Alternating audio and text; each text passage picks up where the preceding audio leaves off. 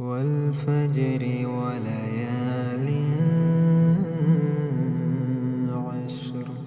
والشفع والوتر والليل إذا يسر هل في ذلك قسم لذي حجر ألم تر كيف فعل ربك بعاد إرم ذات العماد التي لم يخلق مثلها في البلاد وثمود الذين جابوا الصخر بالواد وفرعون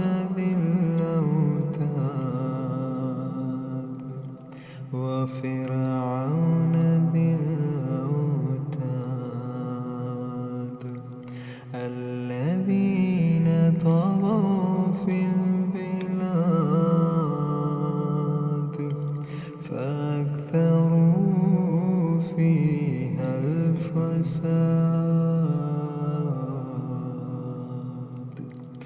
فصب عليهم ربك سوط عذاب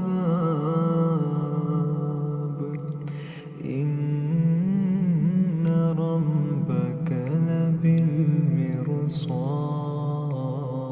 لبالمرصاد فأما الإنسان إذا ما ابتلاه ربه فأكرمه ونعمه فيقول ربي أكرمن وأما إذا ما ابتلاه فقدر عليه رزقه فيقول ربي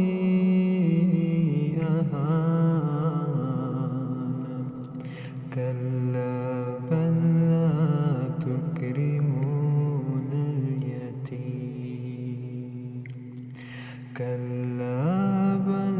لا تكرمون اليتيم ولا تحاضون على طعام المسكين وتأكلون التراث أكلا لما وتحبون المال حبا جما وتحبون المال حبا جما كلا إذا دكت الأرض دكا دكا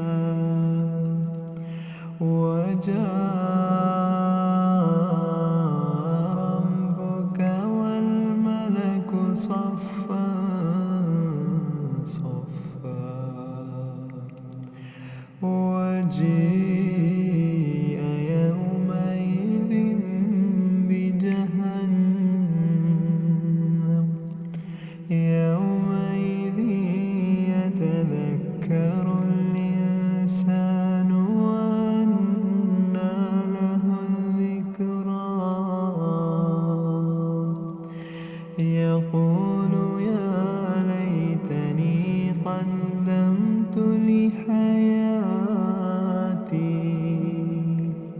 فيومئذ لا يعذب عذابه أحد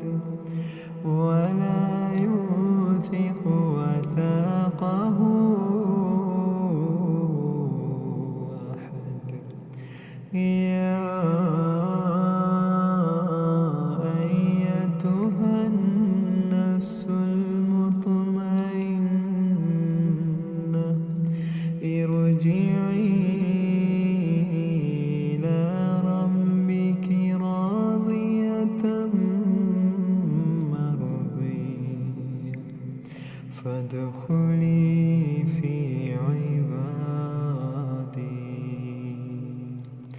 فادخل